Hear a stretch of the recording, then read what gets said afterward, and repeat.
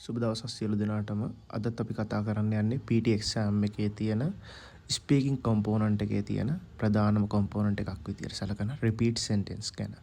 ඉතින් මේ repeat sentence එකේදී අපි මූලික වශයෙන් කතා කරන්න ඕනේ sentence එක සම්පූර්ණයෙන්ම කියවීම අත්‍යවශ්‍ය දෙයක් නොවේ. අපිට අවශ්‍ය වන්නේ වචන 5ක් 6ක් දිග sentence එක නම් අල්ලගෙන කියන්න පුළුවන් නම් එතනින් අපිට අපේ score එක achieve කරන්න පුළුවන් 60ත් 70ත් අතර ඉන්න කෙනෙක්ට නම්.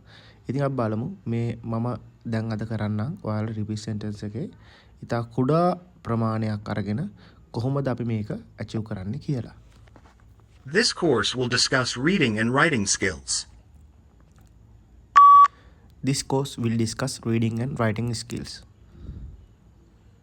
මම මේකෙදි නම් සම්පූර්ණ sentence එක මට මොකද මේක easy එකක්. අපිට ඊළඟට බලමු hard එකක් කරලා.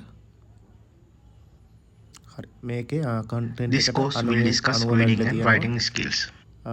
fluency එක සහ pronunciation තමයි පොඩ්ඩක් අඩු වෙලා තියෙන්නේ.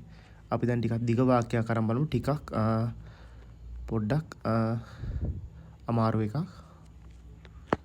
The bookshop is located on the north of the main campus. The bookshop is located north on the campus. මම පොඩ්ඩක් වැරද්දුවත් එක්ක බලමු කොහොමද ස්කෝර් වෙන්නේ කියලා.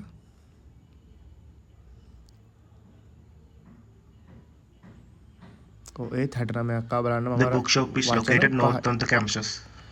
වචන 5ක් වගේ තමයි හරියට කියලා තියෙන්නේ. ඒත් ලකුණු 60 70 අතර එනවා හරියට වචන 5ක් අල්ලගත්තා.